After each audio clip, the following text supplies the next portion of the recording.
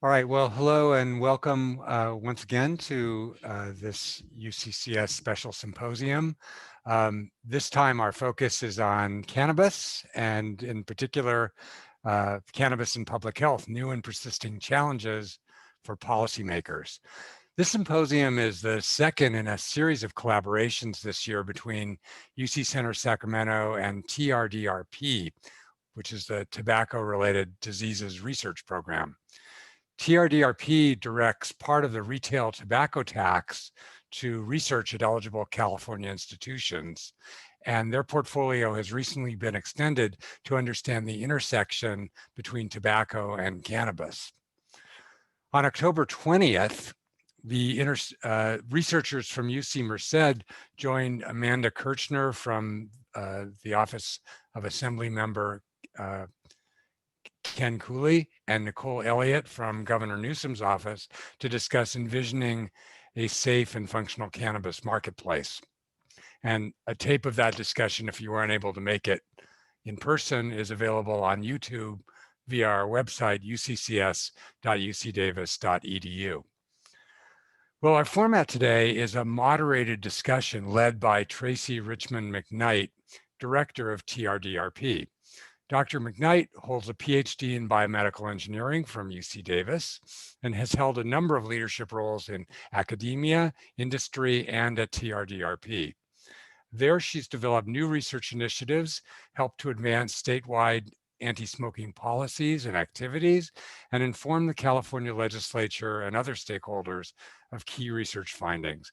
And I should add that she's joined today in the background by her colleague, Andrew Forsyth, who will be helping to monitor and direct questions to the panelists. Dr. McKnight will be moderating the remarks of our three panelists, Dr. Matthew Springer, Dr. Thomas Marcotte, and Dr. Pamela Ling. You can read about all of them in the event flyer, but briefly, Dr. Springer is professor of medicine at UCSF, where his work ranges from cell and gene therapy for cardiovascular diseases to tobacco regulation and control and the effects of secondhand tobacco and marijuana smoke on vascular function. He has a PhD from Stanford, where he spent several years before being recruited away to UCSF. Dr. Marcotte is professor of psychiatry at UC San Diego and co-director of the Center for Medicinal Cannabis Research there. He's performed seminal studies on the use of cannabis in several medical conditions and, as you will hear, on the effects of cannabis on driving performance. Dr. Marcotte has a PhD in clinical psychology and obtained postdoctoral training at both UCLA and UCSD. And finally, Dr. Ling is professor of medicine at UC San Francisco, where her research focuses on tobacco, media, and social marketing, especially as they apply to young adult tobacco and cannabis users. Among her many other duties, she heads a federally funded fellowship training program in tobacco control research at UCSF. Dr. Ling holds an MD from UCSF and an MPH from UC Berkeley. And so without further ado, I'd like to turn it over to Dr. Tracy Richmond McKnight, who, as I mentioned, will be moderating our program today. Dr. McKnight.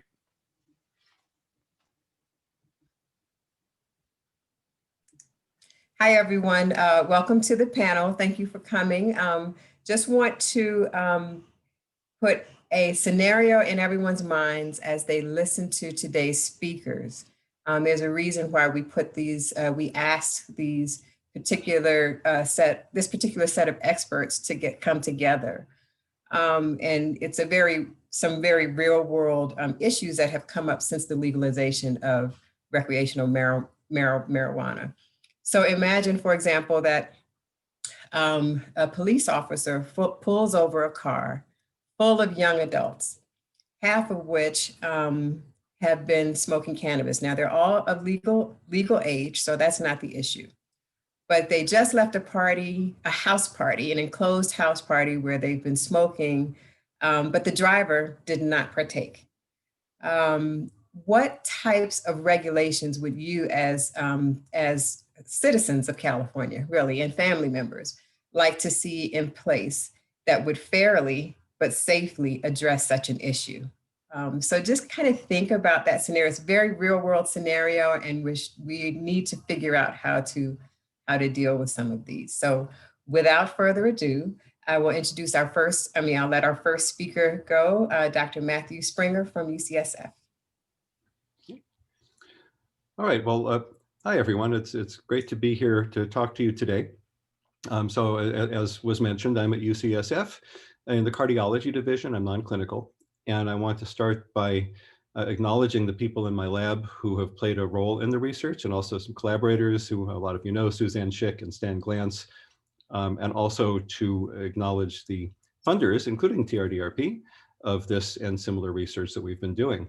And I want to mention that these pictures of my lab were clearly taken before March, and I'm looking forward to being able to take photos like this again at some point.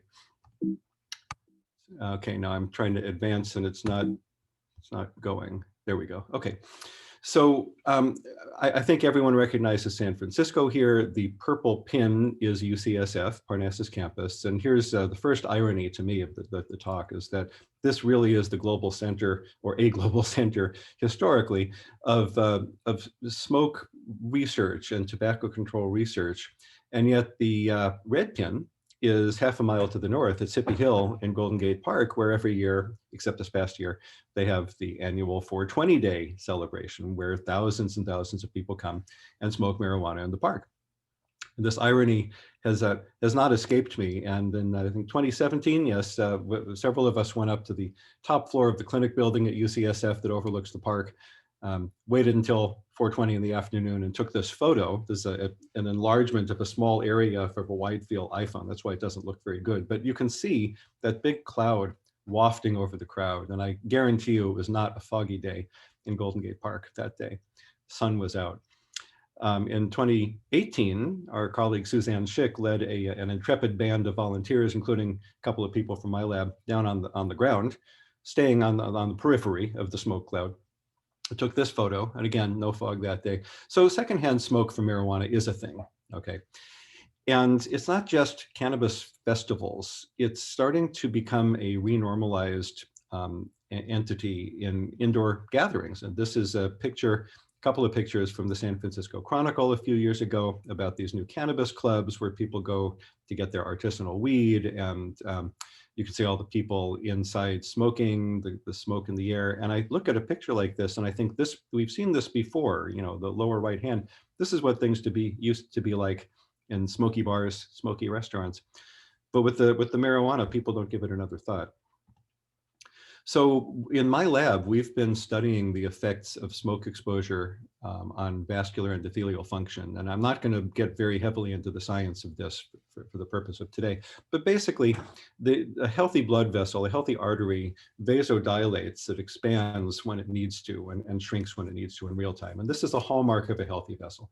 This vascular endothelial function is indicated by this dilation of the artery in response to blood flow, or flow-mediated dilation, FMD.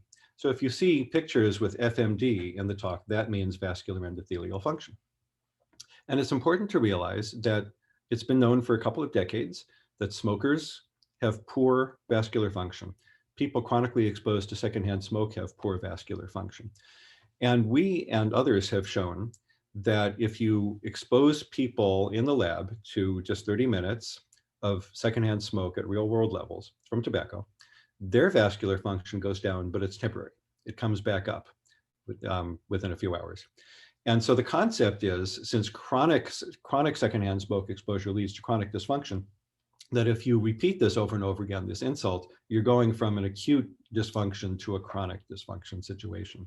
Bottom line, it's not good. So we came up with a living rat model. And again, there will not be a whole bunch of graphs in this talk for the policy people here. I'm not about to dive into a heavy physiology talk, but the model that we came up with in rats for measuring vascular endothelial function is very similar to the way that we do it in humans. It's a temporary impairment of blood flow and using ultrasound to measure changes in the diameter of the vessel. So in this FMD, these graphs, higher number is better, okay? And in the graphs that you are seeing here, each colored line is an individual rat. And FMD has been measured 3 times, once before exposure, once a few minutes after the end of exposure, and once 30 minutes later to look for recovery. And as you can see, with a 30-minute exposure and a 1-minute exposure, in both cases, we were able to see the vascular function go down from pre-exposure to post-exposure, and then it came back up. So again, it's just like in humans, it was temporary in the rats. And at 1 minute, we saw the beginnings of this occur. We later were able to show a much bigger difference with the 1-minute exposure. You'll see that in a few minutes. We published this in 2014 and also followed up with a small paper looking at secondhand smoke from little cigars. And I neglected to mention, this is secondhand smoke, side stream smoke from the burning tips of the cigarettes. And it is at levels similar to what you would experience if you were in a restaurant that allows smoking. That's basically how we pin this. And so with these two papers, the take-home message was that whether it's tobacco, cigarette, little cigar, the secondhand smoke, even a brief exposure, is causing vascular impairment in rats, similar to how it does in humans. And we feel that this is a valid model, so we can study it in rats. It's even a brief exposure leads to the impairment. So apropos to today, about 2010, and I'll spare you the long story, but I had a Paul McCartney concert at the Giants ballpark, surrounded by a haze of secondhand smoke. I started to wonder why it was that people who would avoid tobacco secondhand smoke assumed that marijuana secondhand smoke is okay. And I thought about that, and I think the reasons that people usually will come up with is, first of all, marijuana smoke has no nicotine. They assume nicotine is the bad thing, but it's not the main bad thing. There's a lot of, thousands of chemicals in smoke. It's natural. They come up with this idea that it's natural. I guess the tobacco companies aren't pumping it full of chemicals, but it's still, when you burn plants, you get thousands of chemicals. Doesn't matter what the plant is. I see my shadowing has disappeared in some of these. It's medicinal. There's this glow from the fact that there are legitimate medicinal uses for cannabis and the cannabinoids, but that doesn't mean that the smoke isn't still bad for you. And most importantly, no one said it isn't okay. And I think this is key. And I always try to drive this point home, that we in the public health community have been telling people for decades to avoid secondhand smoke from tobacco, right? We don't tell them to avoid secondhand smoke from marijuana because we don't have nearly as much research. We haven't known whether this is in fact bad for you. And the public will mistake the absence of evidence of harm for evidence of absence of harm, which is a very dangerous assumption. So we decided to do the research to ask this question. Since we have this nice rat model, we figured it was much easier to do this sort of thing in a rat than expose humans to the smoke. And we were deciding this right around the time that states were starting to legalize recreational cannabis. So this was really good timing. We were in the right place at the right time. And I love showing this picture. It was my introduction to Schedule I controlled substances research, where applying for my DEA license, I had to answer questions like what you see on the slide: is the researcher human? Which, you look at something like that and you do a forehead slap and you say, I don't know how to answer this. But long and short of it is, I did answer it one way or another, and I got my license and we did the research. So what did we see? Okay, now my screen is stuck again. Hang on a sec. There we go. So the bottom line, and I could talk about this for 5 hours, but I won't. The bottom line is that secondhand smoke from marijuana had the same effect as secondhand smoke from tobacco, in that and this is all 1 minute exposures, okay? Head-to-head blinded comparison of tobacco, marijuana, and just air in the chamber. The smoke is at comparable levels, particle levels. And you can see that in the case of tobacco and marijuana smoke, from pre-exposure to post-exposure, the vascular function went down. With tobacco, again, it came back after 30 minutes. With marijuana, it didn't. And when we looked further into this, I keep losing my advancing. I don't know why. When we looked further into this to see how long it took to recover, here's another graph. And I should mention that we got this marijuana from NIDA. It's their research marijuana. Initially about 5% THC, more recently 10% THC. But we also have the so-called placebo marijuana, in which all cannabinoids have been removed. So I should really say cannabinoid free. And whether the cannabinoids were there or not didn't make any difference. This is the smoke. That makes sense, right? So here's after 30 minutes, we measured again 60 minutes, 90 minutes. 90 minutes, it was just starting to come back. So we don't look at this as a magic number for humans. I'm not going to say that 90 minutes is relevant to the human situation, but it does seem like in this very validated model in the rat, that the cardiovascular effects, at least the vascular effects of the secondhand smoke from marijuana were lasting longer than those of tobacco, the same levels.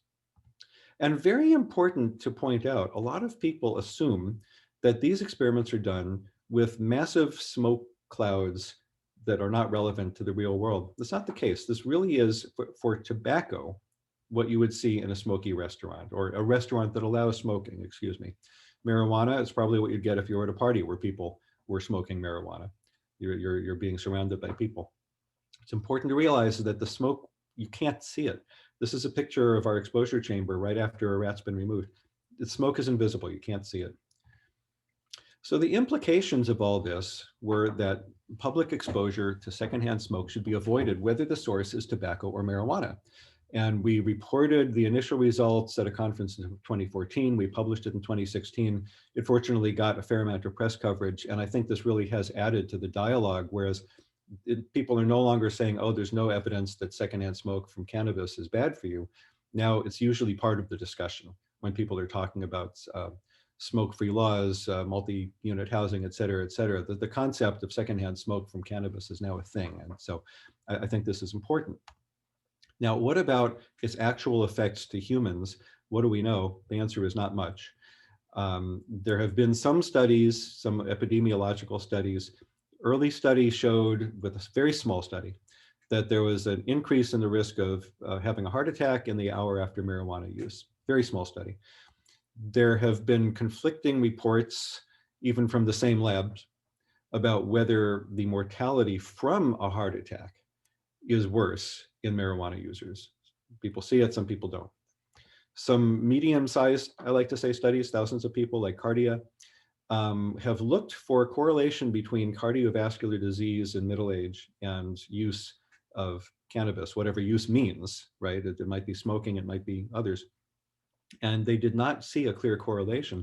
However, a flurry of studies in the last few years, such as a pair of studies at a recent conference, have seen, and these are with hundreds of thousands of people, so you get now much, much better statistics.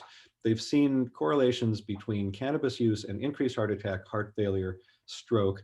And I just heard that the AHA conference happening this weekend, there's going to be a report also showing increase in heart attacks. I haven't seen the details yet, so I'll be looking forward to taking a look at that.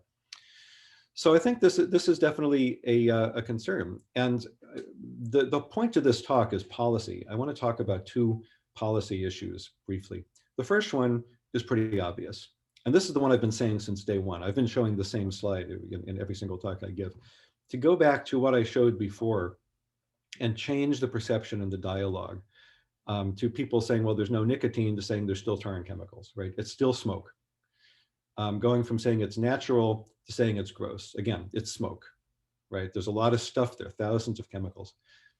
Going from saying it's medicinal to it's bad for you.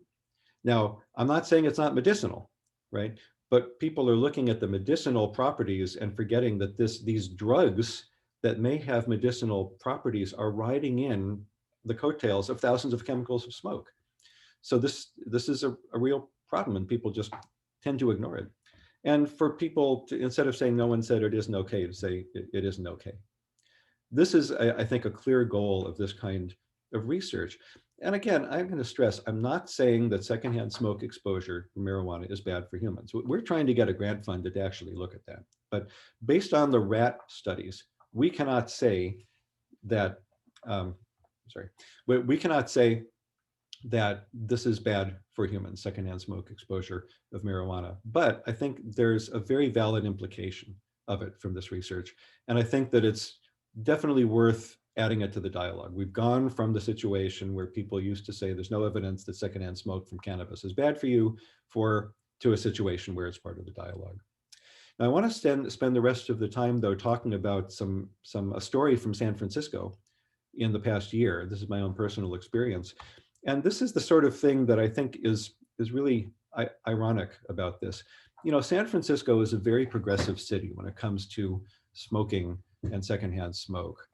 We're one of the first places where people were serious about protecting people from involuntary exposure to secondhand smoke. And here's a headline for 2010, San Francisco gets serious about smoking rules. This is where the Board of Supervisors extended the smoking ban to service lines, farmers markets, you know, common areas of multi-unit housing, taxis within 15 feet of businesses, vents and windows. This is serious stuff. This is, you know, when people talk about smoking, they think tobacco, right? So in the tobacco world, this is where San Francisco was in 2010. Now, enter Prop 64. Now it's legal, and a lot of people get very excited about it. And this is what happened last year. Here's San Francisco Chronicle, where they decided that at the 420 festival and other festivals, not just 420, people can now apply for a permit to not to let people smoke cannabis, but to let people smoke, period. They apply for a permit to temporarily waive anti-smoking laws. Smoking is illegal in Golden Gate Park, okay? Clearly, you can't go to 10,000 people and say, stop smoking, it's illegal. But it is officially illegal in Golden Gate Park. And what San Francisco decided to do was to say, you know what, people are gonna do it anyways. Let's let them waive the smoking rules. And I got very concerned about this. And by the way, so did the Examiner. The San Francisco Examiner published an op-ed saying, why is San Francisco encouraging people to smoke at outdoor events? I'm totally on with that. I mean, it's the wrong message. And I spoke with Sandra Lee Fewer. She is not only my own supervisor, since I live in the Outer Richmond District in San Francisco, the Board of Supervisors, for those of you outside, not only my own supervisor, but also the supervisor with the jurisdiction over Golden Gate Park. And I also met with Marissa Rodriguez, who's the relatively new director of San Francisco's Office of Cannabis. And I was expressing my concern to both of them, both as a resident and as a UCSF faculty member, was saying that, yeah, it's true that you can't stop people from doing it, but giving it the official stamp of approval and bringing in tobacco secondhand smoke as well shows you the slippery slope that we enter in this sort of thing. And what I was really trying to hammer on is what message is this sending to the kids, right? It's one thing to say, this is not allowed, but you know that we can't stop it. It's another thing to say, it's fine. Stamp of approval on secondhand smoke from the same city that just 10 years ago was getting serious about smoking rules. So the interesting aspect of this, and for my colleagues who are timing me, I'm perfect. I'm looking at my timer right now. This is going to be perfect. The interesting aspect of this is that when I spoke with Sandy Fewer and Marissa Rodriguez, I got similar responses from both of them. They recognized the concern. I have to tell you, Marissa Rodriguez is not a cannabis cheerleader. She comes from the enforcement. She used to be a deputy DA in San Francisco. So she's coming from an enforcement background. And what both of them were telling me is we're not giving an official stamp of approval. This is our way of testing. It's not allowing smoking everywhere in Golden Gate Park. It's allowing smoking in one controlled area. Gates are manned, kids can't get in. You can't bring in your own material because there's been concerns about bad adulterated stuff and synthetics and things like that. You got to buy it in there. Sounds mercenary, but what they're trying to do is to make sure that everyone's using safe material. And it's a test run. And this is how it was explained to me. It's a test run. If it turns out that it's not working out, they will have the necessary information to pull the plug. Okay, so now is that what's going to happen? I don't know. And I'm certain that other people associated with this are probably looking at this and saying, yeah, loosen the rules. But the point of this discussion is just to get people thinking about this. It's not just a renormalization of smoking, renormalization of secondhand smoke exposure. It's literally government sanctioned approval of even smoking tobacco in places where you're not supposed to smoke it. And I think that this is a real concern. So on that, I will just end with the great smoke war picture from the daughter of someone in my lab. Hopefully you can see the rabbits fighting the big smoke monster. I'm Year of the Rabbit Chinese, so that's why they're rabbits. And I'll close on that. And thank you for your attention. I will endeavor to stop sharing my screen if I can figure out how to do it. There we go. All right. Thank you, everybody. Thank you very much, Matt. That was a great talk as always. We'll move right on to our next speaker, Dr. Thomas Marcotte from University of California, San Diego.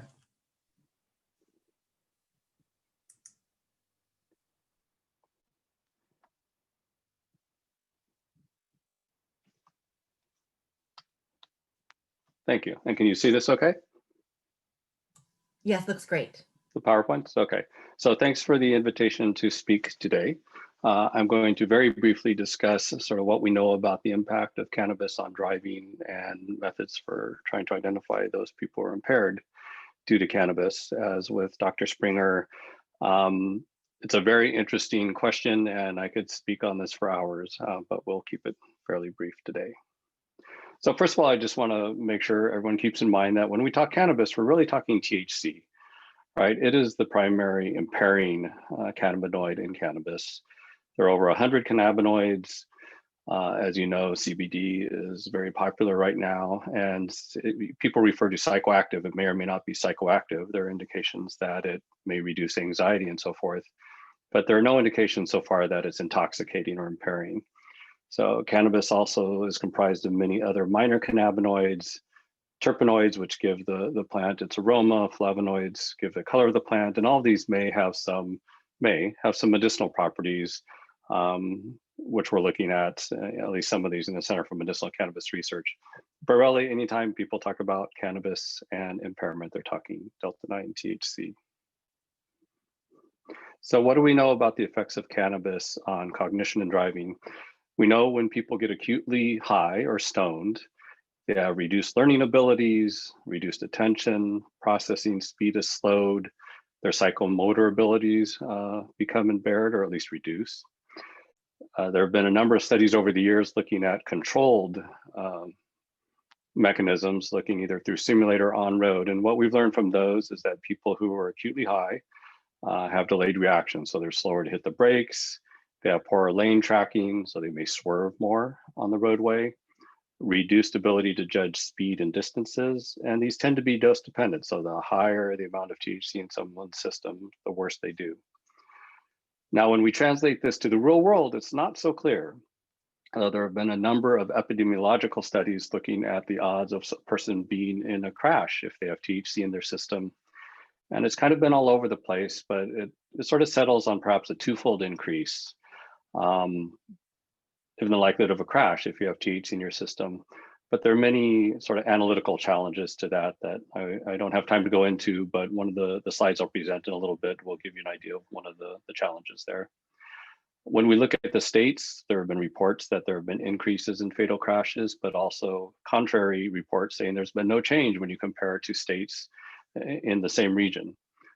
There was one report that came out from the Insurance Institute showing that in some states that are legalized, there have been an increase in claims regarding crashes. So at least picking up fender benders and so forth, if not fatal crashes.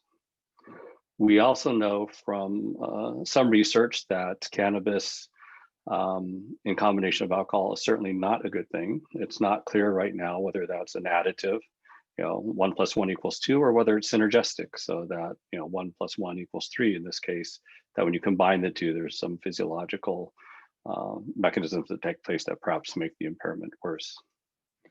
One thing that's generally very different about cannabis compared to alcohol is that cannabis users tend to, again, as a group, not every individual, to be more likely to judge themselves as being impaired. So they tend to be more cautious on the roadway, leave more headway, drive more slowly, perhaps be less likely to pass cars. Now, this doesn't necessarily mean you're a better driver, but it's a different kind of impairment relative to what we see in alcohol, where people tend to be more risk-taking, show poor judgment, and so forth. How do we go about identifying the impaired driver? So right now, it's based upon law enforcement officer observation. So they may see someone driving more slowly, driving through an intersection. Some of the reports that have come out suggest that actually the people who are most identified by law enforcement are tend to be speeding. So they may be under the influence of cannabis, but they tend to be speeding. Now, whether this is a bias because officers are more likely to notice someone speeding rather than going slow and so forth is not completely clear. Once a person is identified by law enforcement as perhaps being impaired, they'll perform the field sobriety test, some of these of which you're familiar with, the walk and turn, walk a straight line and turn around and so forth. These have kind of showed mixed results in scientific research in terms of how sensitive they are or not to cannabis-related impairment. In part, this is due to design, the doses that are administered and so forth. But there are some studies supporting the field sobriety test and identifying impairment, and some that are a little more mixed. So that's sort of the field officer. Once you get to a higher level where perhaps it's not clear whether or not the officer is completely confident into what substance might be causing impairment, they can call in the DRE or drug recognition expert. And this is a law enforcement officer who's gone through something like 175 hours of advanced training and can work with a driver and do, in essence, sort of a mini neurologic exam. So they'll do the field sobriety test, but also look at things like pupillary response, vital signs, do some interviewing, and sort of at a more advanced level determine whether the person's under the influence of cannabis or some other drug. And then sort of the final part of this is often a confirmation or not of whether THC is actually in the person's system. So they're identifying impairment, and before they determine whether or not there's something actually in their body, they determine the impairment and then they'll do the blood draw. One of the challenges here is that these blood draws often take an hour to 2 hours after a person is stopped. And as I'll show you in a minute, that can be very problematic in terms of relating THC level to impairment. So that's kind of where it stands right now, but there's a lot of research going on, both commercial entities as well as academic research, looking at how useful oral fluid might be. The advantage of oral fluid, where you may take a little swab inside the cheek, is that it can be done in the field. So it's very quickly, you don't have to wait an hour or two to get results. And basically you do a swab and you put it in a machine, and within 5 or 10 minutes, they'll tell you if THC or some other drug is present. It does come with some challenges in terms of how long someone's oral fluid may show THC after they've smoked, but that's a further conversation. A number of companies are also developing breathalyzers, looking at THC actually in the lungs and breath.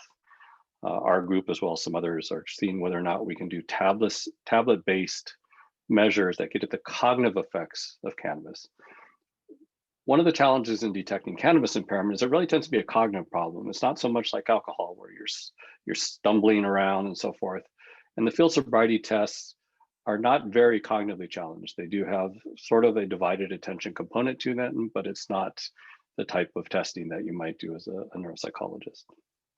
And then there are also commercial entities looking at eye movements. So the cops often say the eyes don't lie. So they will look at pupillary response when they pull someone over, and the goal of these companies is to see if they can get a solid objective measure of different aspects of eye movements.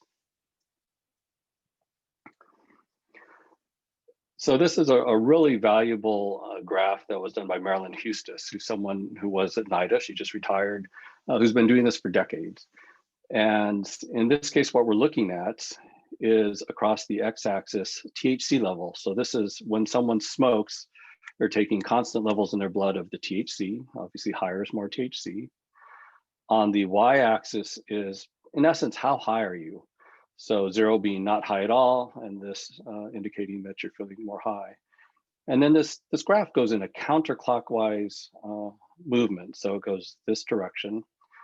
And what you can see when someone smokes and starts inhaling cannabis, the THC levels rise very quickly. So we're going across the x-axis. So within 5 or 10 minutes, they're at the maximum THC level after they start smoking. And there's a nice correlation here between the higher the level of THC, the more high they are feeling. So they're feeling stoned. So for this first part, there's about a linear relationship in those first 10 minutes. But very quickly, THC starts distributing to other parts of the body. It goes to the fat, goes to the brain, etc. So over the course of the next 2 hours or so, THC is falling pretty rapidly, so that within an hour or two, about 90% of the THC is out of the blood and into other locations. And then after a couple hours, the highness starts wearing off while there's very little movement in THC levels.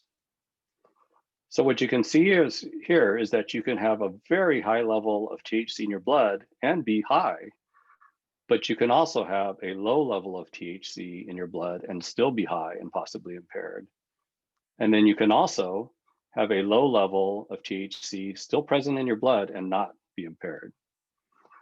So for law enforcement, for these epidemiologic studies, it's very hard to relate THC level to actual cognitive effects. So someone could be pulled over, and there have been studies showing this, and be determined to be impaired by law enforcement, but have relatively low THC levels, probably due to the delay in getting the blood. And conversely, someone who's a medicinal user or a regular user can have THC hang around in their blood for days or two at low levels and not at all be impaired.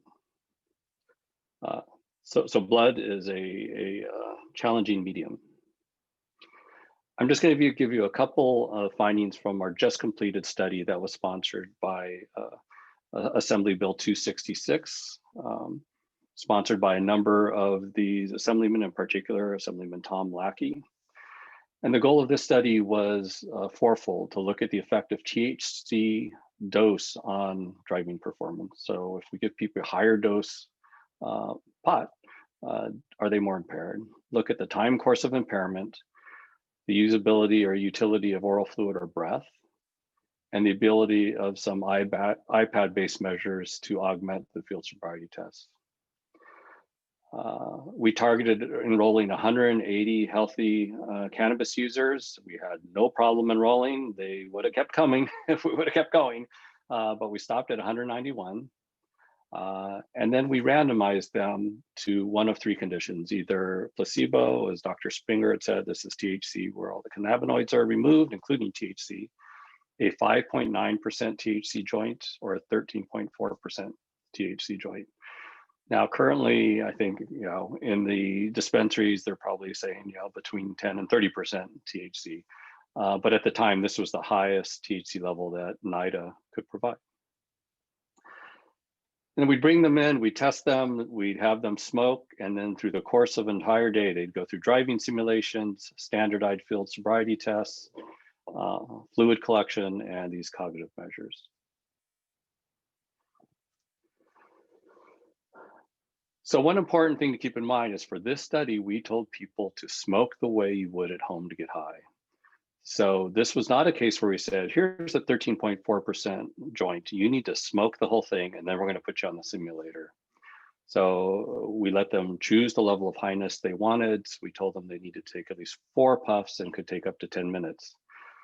Now, the reason we chose this was for what we call ecological validity. What I would be worried about is we get this great finding showing, hey, at 13.4%, you are too impaired to be on the road. You should not be driving if you smoke that whole joint. And then have participants come out and say, well, that's great, but I would never get that high. They made me smoke until I reached a level of highness, and I would not have been driving. So in this case, for this study, we let people choose the level of highness they wanted. And then we put them in part through a number of driving simulations. These were 25 minutes long. Some of these were fairly controlled simulations, as you see in this case, where you just have to drive down the road and respond to divided attention on the side. But then we also did things that more realistic. You have to make a left-hand turn across traffic, respond to a yellow light, and so forth. I then created a global drive score. For this presentation, we'll just focus on that. And what we found after 30 minutes after smoking, that the group who received THC was significantly more impaired, or did significantly worse on these driving simulations, than those who had received placebo. This, if you know what effect size is, this was kind of a modest effect size. So it's present, it's not huge, but it's important, probably clinically important. But in addition to these group mean differences, one thing to note is that there were a significant proportion of people who did much worse than the people on placebo. But there were also a significant number of people in the THC group who drove within the same range of those in the placebo. So the challenge for law enforcement is how do we identify these people, and not unnecessarily identify these people as being impaired if in fact they aren't. Now, of course, this is a driving simulator, so you have to take that part with a grain of salt to some degree. As I say, the other thing we looked at was dose and effect over time. So on the x-axis, we're seeing time since smoking, 30 minutes, hour and a half, 3.5, and 4.5 hours.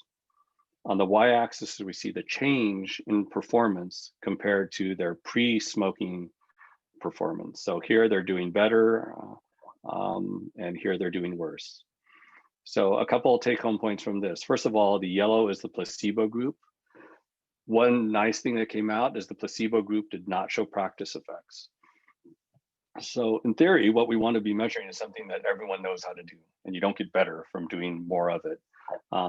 And why that's important in this kind of study is if there were significant practice effects, and we know that cannabis impairs learning, at the end of 4.5 hours, you could have the placebo group doing significantly better than the cannabis group.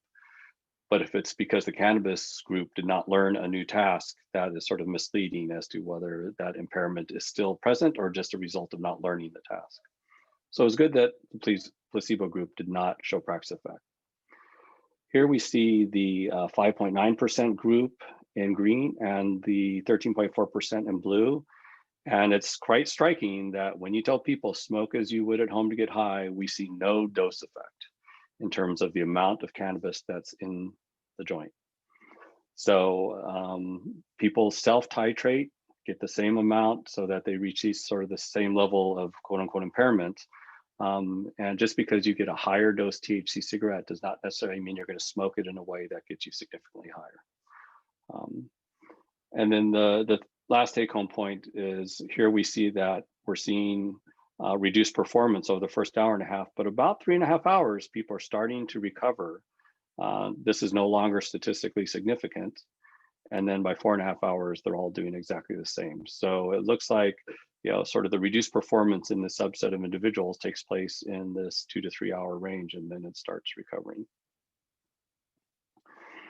We also asked them how well did they do on the driving simulator. I'm not going to show all that data, but basically what we're finding is when we look at how people feel they do, here's how they think they do. They think they're impaired right away after smoking, and then sort of linearly it starts getting better. By an hour and a half, they're feeling better. When in fact, what we see in actual performance on the simulator is, they are impaired at 30 minutes, but then at about an hour and a half, they think they're getting better, but we're still showing this impairment. And then when you get out to 3 or 4 hours, it's going down. So a major area for public health and policy is trying to be clear, how do we attend to this gap where people think they're doing better, but in fact, they're actually have reduced performance. So for future directions, we really need further validation of the field sobriety tests in terms of cannabis impairment, further research on oral fluid and breath. It's very likely these may tell us something about the time since someone used, but probably will not relate to impairment, because it'll tell you what's in their breath or in their oral cavity, but not necessarily what's in their brain. And then also continue work on these tablet-based measures. Importantly, I think cops rarely find someone who they pull over just because of cannabis use. Usually it's in combination with alcohol or with other drugs, either prescription or OTC or illicit. So we need further studies looking at combined use. Unfortunately, it looks like vaping is becoming almost as popular, I think, as smoking, or that's predicted. And all these forms that are really popular with consumers, we cannot touch because through federal law, we can only get cannabis from NIDA, who can only give us plant-based material. We can maybe cook a brownie, but we cannot go across the street, buy the things you can legally buy in California and study them because they're still illegal by federal law. And then obviously we need further research on different populations of interest and frequent users and vulnerable populations. So in this vein, we're starting up 2 studies as soon as we get through these COVID restrictions, both funded by the California Highway Patrol. One will be looking at a combination of alcohol and cannabis on driving. The other actually taking people on the road. This is led by the DMV and having them get high and be followed by law enforcement on a test track. Here's our team. It took a lot of people to do these kind of human clinical trials. And I appreciate your time, and feel free to reach out to me if you want to discuss this any further. So thank you.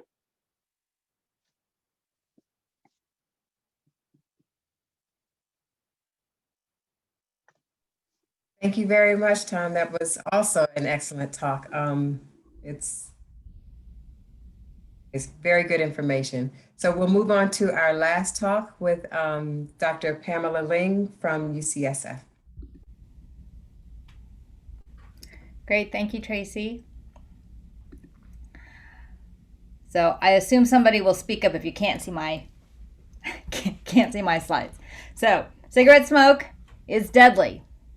Cannabis smoke is medicine, right? This perceptions as well as what's happening with the industry are going to be some of the things I will talk about just for 15 minutes today. If I can get the slides to advance. Okay, so first I did want to acknowledge my colleagues whose work goes into this presentation, as well as our funding, which is primarily from the NIH National Cancer Institute. I'm going to show you pictures of ads because I study marketing, and these are just for educational purposes. So just to start with the take-home points, the 3 points I'm going to make in this presentation. 1, tobacco and cannabis nexus. These products are converging, and this convergence may support co-use. And cannabis may be a substitute for tobacco in some cases, or it may be a gateway. The second point is that the perceptions of tobacco and cannabis harms are really different. And Matt Springer has referred to this today around secondhand smoke. And I think potency and dosing also play into this. The third point is that we'll talk about the process of what we call pharmaceuticalization and how that serves potentially both the cannabis and tobacco industry.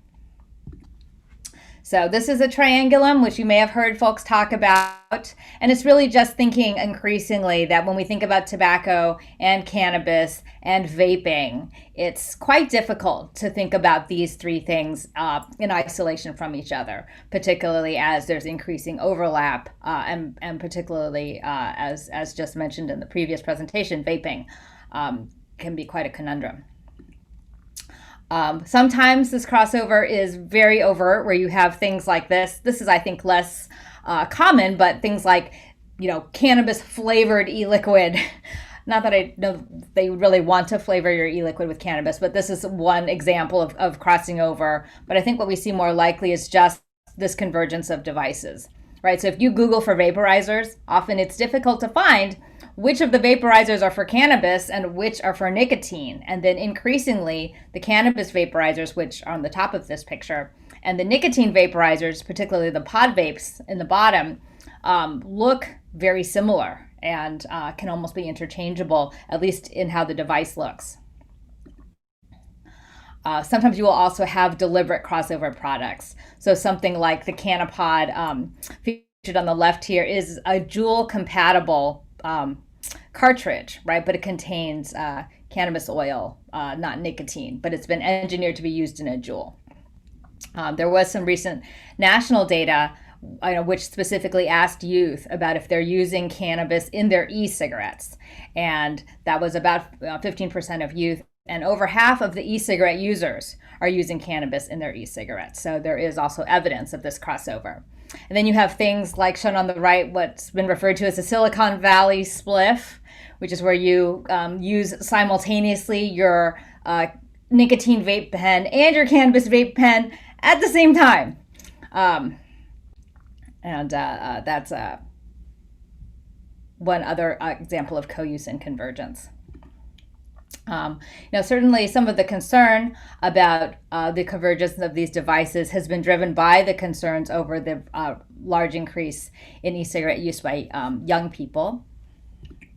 And some of this has led to concerns, particularly about the use of flavored tobacco products, right? So we know that over 80% of young people will start using tobacco with flavors. And certainly the concerns about flavored e-cigarette juice, led to public campaigns about the marketing of flavored tobacco to attract kids. This is a California campaign, as well as legislation, right? So San Francisco, this is a picture from San Francisco, which was the first city to have a comprehensive policy ending the sale of menthol and other flavored tobacco products, including e-cigarettes.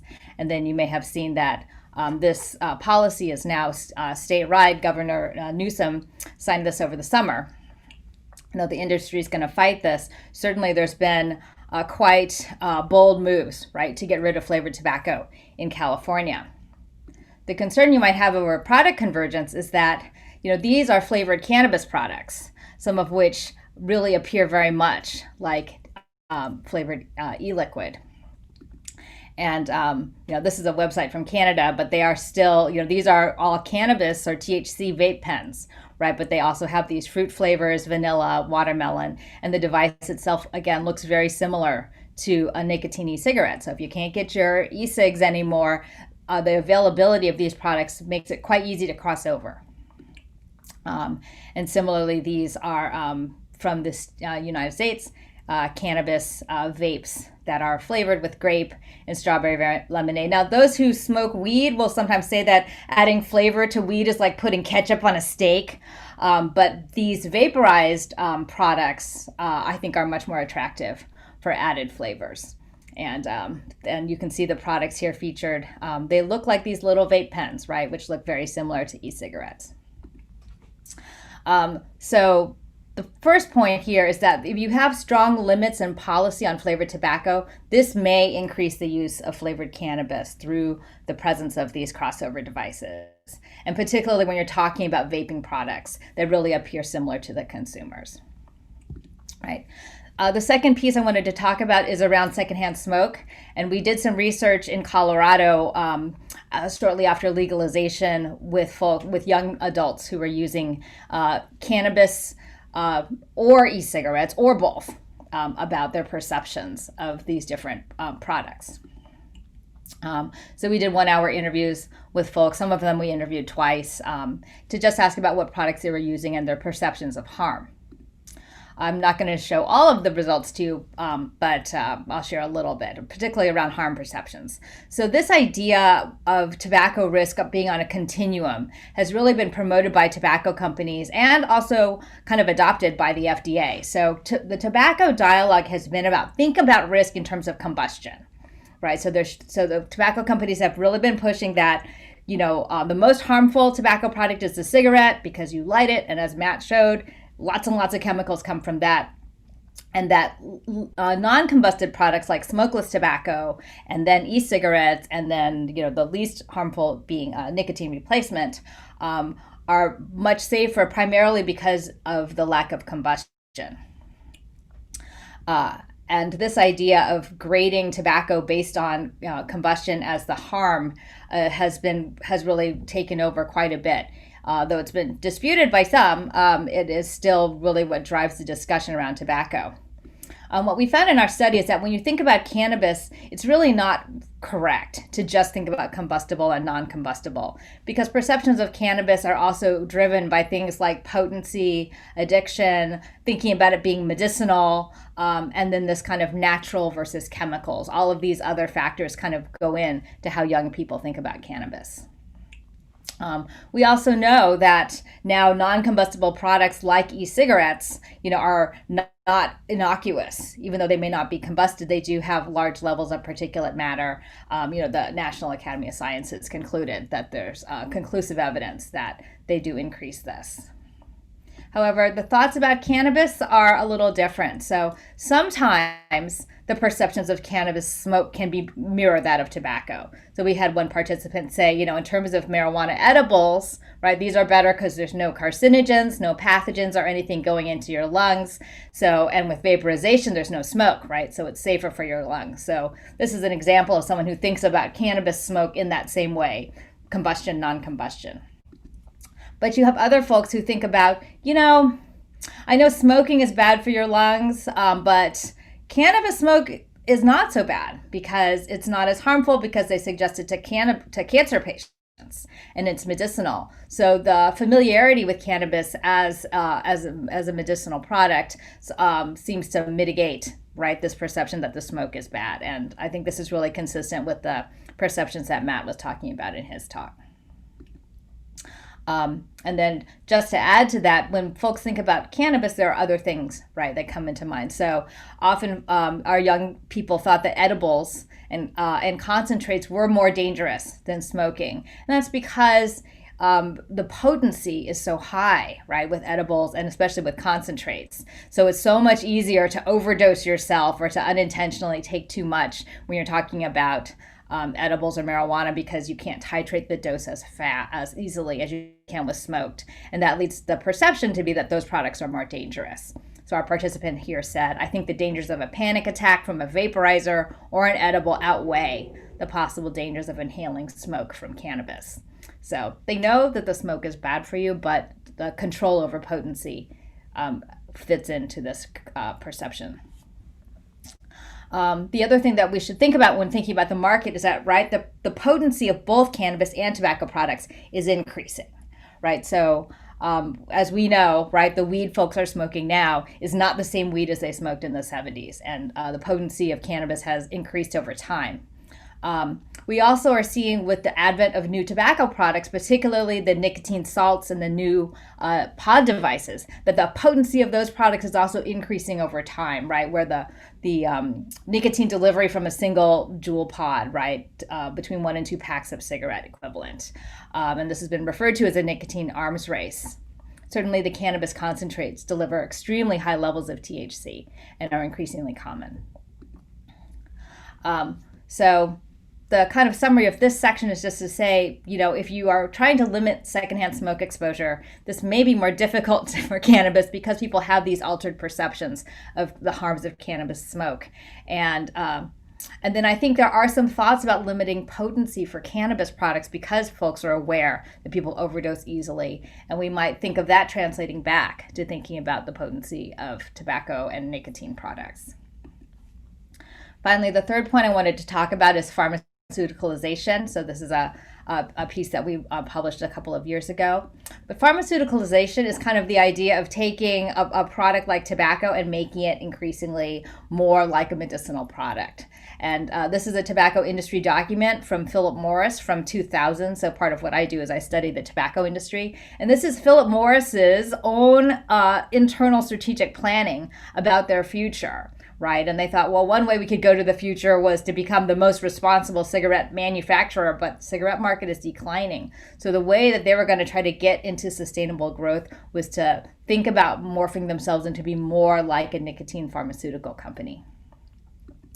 And what you can see pharmaceuticalization in terms of product means is that you'll see a move in products towards more standard dosing. They look cleaner, they look more medical. Ideally, they could be certified by the government, ideally the FDA, as safer or better. And the use of these would also be renormalized. The pictures here are some of the tobacco industry produced heated tobacco products. The one on the left is from BAT. The IQOS from Philip Morris was recently approved in the US. And then on the right is the Juul, which, you know, Philip Morris owns a large stake in now. So pharmaceuticalization of these products, there are two ways you can go, right? One is you can actually produce more pharmaceutical-like nicotine products. And we see this happening where, R.J. Reynolds actually has invested in and has sold nicotine gum. They branded it under the brand name Zonic and sold it in convenience stores and really kind of embraced this idea. And so then for R.J. Reynolds, the maker of Camel cigarettes, if you're trying to quit, you can also buy their nicotine gum. And they have embraced that. And then certainly the production of these other tobacco products, Camel snus and heated tobacco products, all kind of go into producing things that are more pharmaceutical and less dangerous than combustible cigarettes. This also goes along with Philip Morris repositioning themselves, right? They want to reposition themselves as part of the solution. They want to fight smoking. They say we're going to produce all these new harm-reduced products to get people off of cigarettes. Philip Morris is also thinking about at least cannabis in the same way for pharmaceuticalization, right? So a couple of years ago, PMI invested $20 million in this Israeli company that makes a cannabis or marijuana inhaler. right? Which again looks very much like medication dosing, standard dosing, and this is not available in the US, but if they were to embrace this idea of pharmaceutical-like products, this type of cannabis product fits right in with that kind of strategy. And then the other part of pharmaceuticalization is perceived transition. So what's perceived transition? This is doing products that are not necessarily safer, but because of the way they look and feel, they seem safer, right? So if the products seem very medical, if it seems like they come in a standard dose, if they seem very clean, a lot of times people just assume that they're safer. And the claims can be vague. Sometimes other advocacy groups will make claims, and that just translates over to the new products. So along with new products, you'll also have this normalization of the use of nicotine. So this BAT pamphlet, where they explain nicotine in a very helpful way, really likens using nicotine in tobacco products like having caffeine in your coffee. It really just kind of normalizes that nicotine can be no more risky, right, than drinking coffee for some people. In terms of cannabis, you might see something like this happen as well. This product is like a cannabis tablet, which is like a microdosing positioning, which is like this little tablet of cannabis product is just a really low dose that can help you enhance your daily life. And again, kind of normalizing the regular use of the THC, as similar to caffeine in your coffee, perhaps. So in summary, the cannabis and tobacco product convergence facilitates this co-use. We talked about flavored tobacco product crackdown may increase flavored cannabis use. Perceptions of the secondhand smoke dangers for cannabis may be mitigated by medicinal use history. All of the products are increasing in potency. And then there is this also move towards this kind of pharmaceuticalization that can decrease harm perceptions and normalize use. So in terms of policy, I think we ought to be thinking about, whether we're applying restrictions on flavors, should we be thinking about both tobacco and cannabis? Certainly, Matt would support including combustible cannabis in clean indoor air policies or outdoor air policies. Limits on potency need to be something we're thinking about for both products. And then in terms of this idea of reduced harm in regular use, I think we really needs to be an evidence-driven and not I have the feeling this is probably safer kind of a conversation. That's it. Thank you very much. Thank you, Pam. That was refreshing as always. Always good to hear what the tobacco companies have up their sleeves these days. They never cease to amaze me. So I should have stated at the beginning that the attendees are welcome to send questions to any of the panelists or all of the panelists through a Q&A chat. We are collecting questions and we'll address them as they come in. But I think that I will start with a question that I had for actually all of the panel members. I would like to, well, I guess specifically for Pamela and Matthew. Do you think that, in your opinion, is the renormalization of smoking the primary issue that needs to be addressed with cannabis, with the legalization of cannabis? Do you want to start? Either one. And Tom, you are welcome to chime in also. I just know that this is more in line with their talks. But Pam?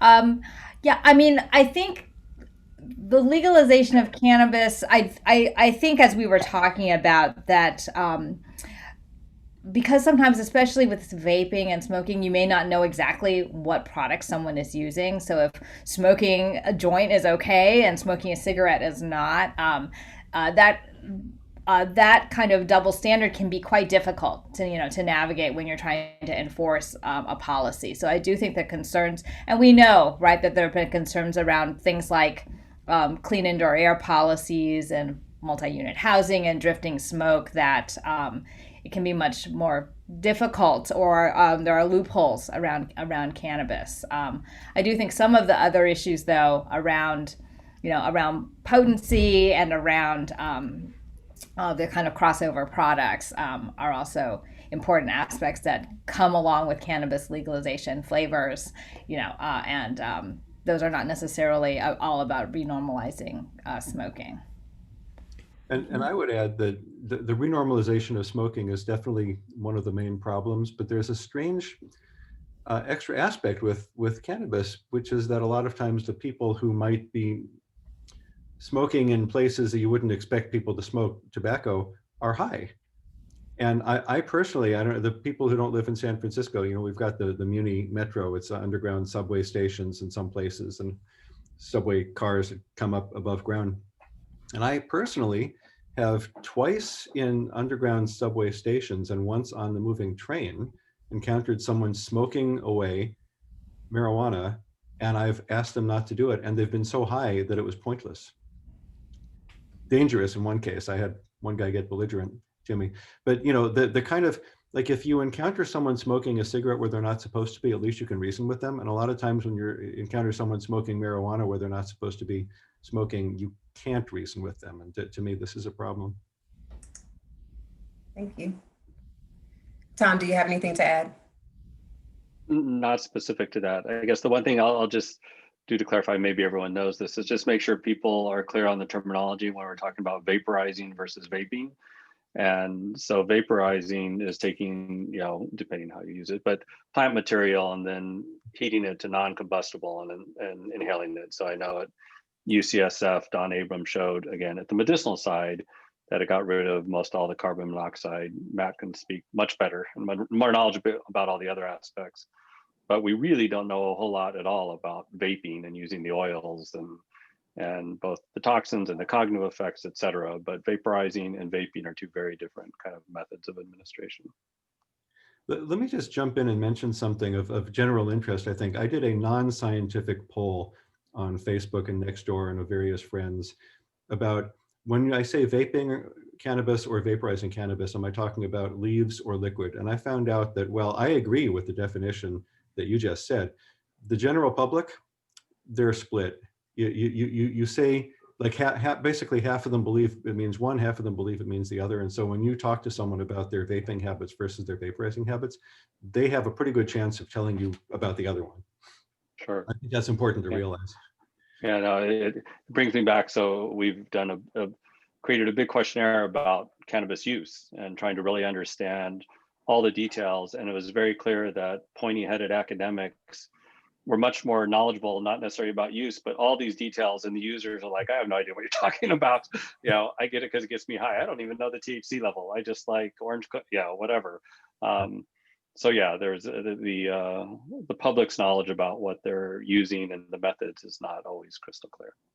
Right. That can also be really specific to your location, right? So people using a dispensary in San Francisco can often be quite sophisticated and know a lot about their percentages and their use. But, our young people who are out in Merced, are like, I just I just use whatever the dealer has, right? And that's basically how much they know about it. Matt, your point about the belligerent user can be partially from being high, right? But the other thing I think we see in clinical practice is that all my patients agree that they should quit smoking cigarettes, right? But they will fight you on quitting smoking marijuana, right? There's much more pushback, in part because of medicinal use, but. Okay, that actually leads to, one question that we have from the audience. And this is for any of the speakers. What data are there about the health effects of cannabis use in pregnant and breastfeeding women? I'm not an expert on that, but I've heard reports of low birth weights and cognitive problems, right? Maybe Dr. Marcotte knows more about this than. That is the case, and there are some flawed studies looking at that, but there's a lack of good data on that. But yes, there are indications of the low birth weight. Some people project that out to IQ in kids as they go through school, et cetera. but it gets really complex in terms of how to analyze those. The bottom line is, despite the many decades of use of cannabis, there's still a lot of gaps in terms of understanding its real negative health consequences. Anyone else? I was looking because I thought I read a paper recently about brain development, impacts on brain development later in life, but without pulling out the paper to look, I really don't want to cite it. Well, so that's pretty universally the common concern is use in youth and people who have the developing brain. And there's some very good national studies called the ABCD study taking place who are going to track people from a young age, 9 or 10, and then be able to see what happens if they develop a substance use problem. Right now, so many times, the analysis we do gets confounded by, do we know what they look like premorbidly before they start smoking? But certainly universally, the biggest concern is what does it do to the developing brain? And there are IQ studies out there. Again, they have challenges in terms of how they're analyzed.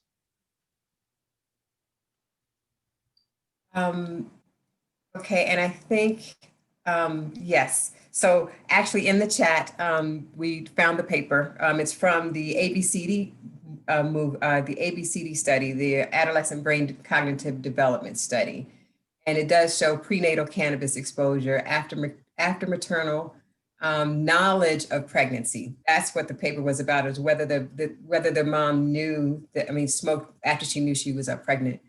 And when that happens, it is associated with greater psychopathology during middle childhood. So, and those of you that don't know, the ABCD study is a longitudinal, like a 10-year study where they're following kids from the time they're about 9 to 19 and looking at their uses of various substances, or cannabis is one of them. Yeah, and importantly, it's always challenging to do longitudinal imaging studies, but brain imaging, cognitive testing, so try to get a lot of objective measures along the way. Yep, very, very great. There's another question about, it says, thank you for this panel. Can you speak to the commercial movement of organic cannabis as an allegedly healthier alternative? Are consumers persuaded by such labeling? And again, I can speak to this a little bit, and that it is something that we've seen this happen in tobacco, right? Natural American Spirit cigarettes are often sold with this organic tobacco, whereas if you're talking about something that's combusted, whether or not it's organic or not probably doesn't really mitigate the risk of smoking something. I do think you'll sometimes also see like organic e-liquid being sold. And again, I'm not really sure that the organic nature of it really mitigates the effect of inhaling, the flavorants and the chemicals into your lungs. I do know there are some concerns about cannabis products being produced with a lot of pesticides.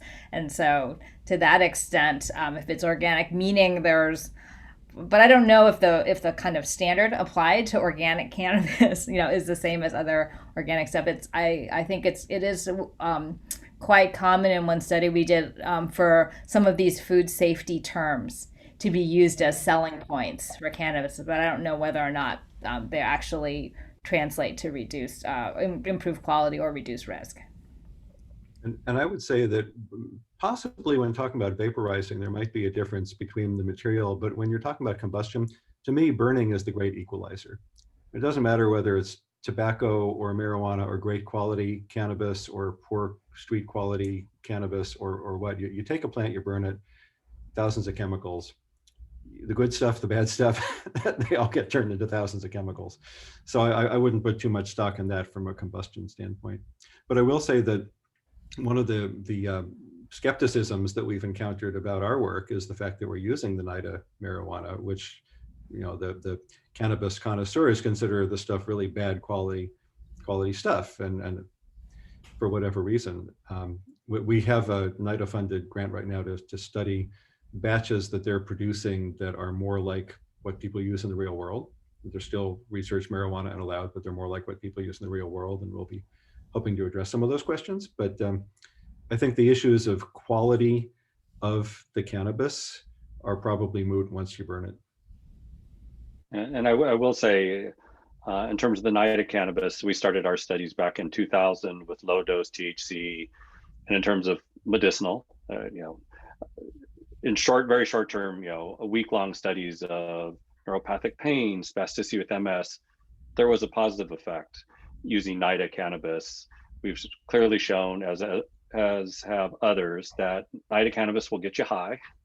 And our study and others have shown that you can smoke the highest level and people will still self-titrate. So it's clear there's a lack of chemovars, a lack of variability, terpenoids, all those things. But the NIDA cannabis, I think, is still relevant. It's may just be one version, but it's still usable, I think, for research. Thank you. Another question from the panel, or for the panel. Are there any studies that show any type of positive effects on women's reproductive health with the use of cannabis products, not non-smoking? They specifically say non-combusted cannabis. The positive effects on health? Women's reproductive health specifically. I do not know. Yeah, I don't know. I haven't heard of that either. And I don't see Andrew nodding or shaking. So sorry. I think there's another question about if the industry does succeed in renormalizing the use of THC and nicotine, of normalizing the use of THC and nicotine as chemicals like caffeine, do you anticipate any health effects? I guess that's directed toward Pamela. Well, I mean, I think we should at least recognize that there are industries that really are promoting this idea, right? That nicotine is really benign like caffeine. And maybe that following along with that, there'll be this idea that, just if you could just use the THC, it's not inherently harmful. But really, we don't have a lot of evidence about that. I mean, there are many, many studies now that do have some concerns about maybe nicotine, can have some bad effects in terms of, folks that have cancer. Does nicotine have effects on cancer metastasis? Does it, it has complex effects on the immune system. And on the vascular system.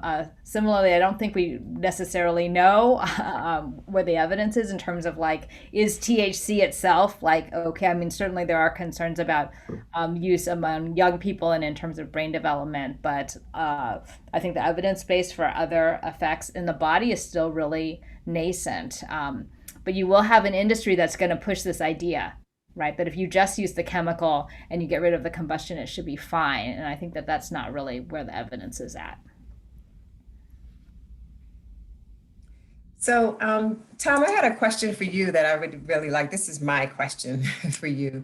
Just thinking about the work that you're doing, cannabis users are an extremely diverse group. I mean, you have from seniors to adolescents, long-term consumers, new users, a wide range of body types, baseline metabolic rates, right? And then within these groups, there, as you know, because of the way you designed your study, there's a variety of methods used to consume cannabis: edibles, smoking, either doing high dose binges or low dose daily use. So are all of these, how do you take all of these kind of scenarios into account when you're doing studies on impairment? Is there a test? Do you try and get a test population that embodies, has all of these different features? That's a great question. In part, you probably plot out 20 years of research. Yeah. But what we tried to do for our first study was to identify people who are most likely to be on the road and possibly be impaired.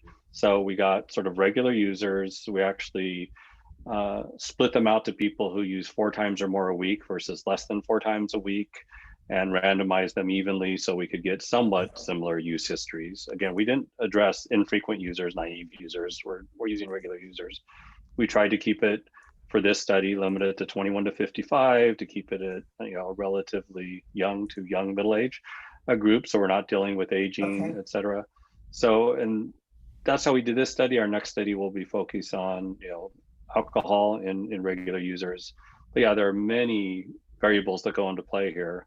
We're trying to at least deal with the main ones. We certainly gather all the data you're talking about and can statistically look at it, but in terms of being able to, make sub-cells of each one of those groups, that's just not really feasible. There is another audience question, and we have time. For any of you, once again, they're not directing them toward any specific speaker. So how much variability is there in the types of cannabis used by the public? For example, potency and that kind of thing. And is there a difference in the effects of the use of THC use by mode, smoked edibles concentration? So how much variety is there? And then also, is there a difference in the effects in the way that, in the different modes that they're used? Actually, two questions. I mean, I can talk cognition in modes. I'll just start there. And probably many people know this, but an edible acts very differently. It takes an hour or so to get into the system and start having the cognitive effects. When you smoke, as I think, Pam, as someone talked about people's choice, that it's very hard to titrate edibles. So it's a very different effect. It lasts much longer than if you smoke. If you're looking for the presence of what's causing the impairment, actually it changes over to 11-hydroxy. So you'd be looking in the blood more for 11-hydroxy than THC. So in terms of at least the cognitive effects, it's very different depending on the mode of administration. One study just came out looking at dabbing, which they just had to get really creative to get around federal laws. And in that case, they found very high levels, but not necessarily profound cognitive effect. So it's not clear how much people actually are able to self-titrate dabbing. That's still to be determined. So Tom, I'm going to ask you to describe what you mean by titration and also dabbing. Okay, so just titration means, yeah, no, of course. Titration means how much of the drug are you getting into your system. So we can give two people the same joint. Some people may deeply inhale it and hold it in, called smoking topography, and get a high THC level in their blood. Others may let a lot of side stream come out.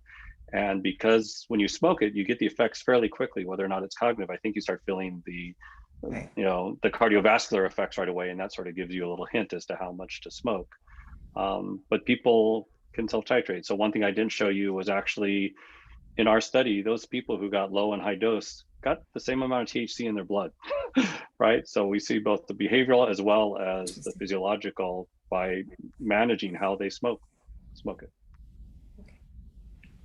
I could say from a cardiovascular standpoint that with regard to mode, I can't speak for pure THC, but we actually have a TRDRP funded study from a couple of years ago that we're getting ready to write up about the marijuana vaporizers, and the aerosol that comes off of the marijuana vaporizers is having the same vascular effects as smoke is, which is consistent with the fact that we and others are reporting the same thing for nicotine e-cigarettes and for tobacco heat not burn devices. Okay. What data are there about the health effects of already asked that. That was the first question. Another question that from the moderator, sorry. Matt, I'm trying to think of how this goes. Vasodilation. The vasodilation, the expansion of blood vessels, or the inability to expand blood vessels properly once you've smoked. Is that one of the reasons for the eyes don't lie clue that that Tom mentioned that police officers use, where your eyes, are immediately red, and they can stay red for some time? I mean, is that one effect of impaired vasodilation? No, and it's actually paradoxical because the eyes are red because of vasodilation, but it's THC-induced active vasodilation. So you've got two opposing things. The smoke is impairing the ability of the vessels to vasodilate in response to certain stimuli. The THC is causing vasodilation in certain vascular beds. And as a matter of fact, when we do our tobacco experiments, it doesn't really matter how long we wait after the exposure. We can measure the post-exposure impairment. But we found out that when we were using cannabis smoke, we had to give it about half an hour before we got accurate measurements, because there was a general increase in diameter of the vessels just because of the THC. And then that subsided, and then the impaired vasodilation was apparent. Okay. So the eyes red, that's a different situation. Okay. Yeah, and what law enforcement looks for are things like lack of convergence. If you put your finger to your nose, your eyes go together, and in particular, there's something called pupillary rebound. When people who are high, usually your pupil will constrict, but it sort of pulses back up to being large, which is a very odd thing to see. So those are the kind of eye things they're looking. Red eye certainly counts, but it's other sort of pupillary responses they're looking for as well. So neurological rather than cardiovascular. Yeah. Exactly. Thanks.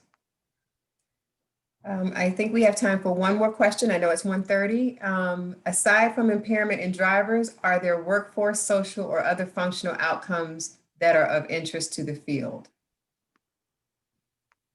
Or I guess for impairment. So aside from impairment in drivers, are there workforce, social, or other functional outcomes that are of interest to the field? I think certainly in terms of workforce, those jobs that have safety requirements, a lot of these companies that are looking at either iPad measures or pupillary response and so forth are considering whether or not to implement those in the workplace. The challenge is it's the same as there's many drugs where you can't easily measure them, and prescription drugs. And so one advantage of the workplace is you can sort of get a baseline and then see if someone's significantly worse someday they come in. It's much more difficult in law enforcement where you get a one-shot look at someone, and so you have to determine whether this is due to a drug or some other sort of premorbid factor that they had going on. I'm not sure about social engagement. I can't comment on that. I Well, think thank there are you. some concerns, yeah. I think there are also some concerns about a dependence, and whether, particularly with higher potency products, if there's going to be more concerns about dependence and cognitive function, both in developing brains and maybe with the old folks, cognitive impairment, again, an issue. Yeah. Sure. Absolutely. Because the older smokers more likely have been smoking for a long, well, some may have started with medicinal, but some of them may have been smoking since the 60s. So Yeah, or maybe restarting, right? And not realizing that your Right. joints from the 70s and your joints today are not the same thing. Or even if they use edibles, you take an 85-year-old who is suddenly impaired and disoriented, and they're getting an MRI, they're getting a full stroke workup. I think there are some considerations for the healthcare system as well with older users. That's a great point. That's an excellent point. Makes sense. Well, thank you all. I think Richard is coming to save us. Yeah, no, I just wanted to say thank you to the panelists. Thank you to you, Tracy Richmond McKnight, for a great job moderating, and thank you to our audience for participating with us. So until next time. Until next time. Thank you, everyone.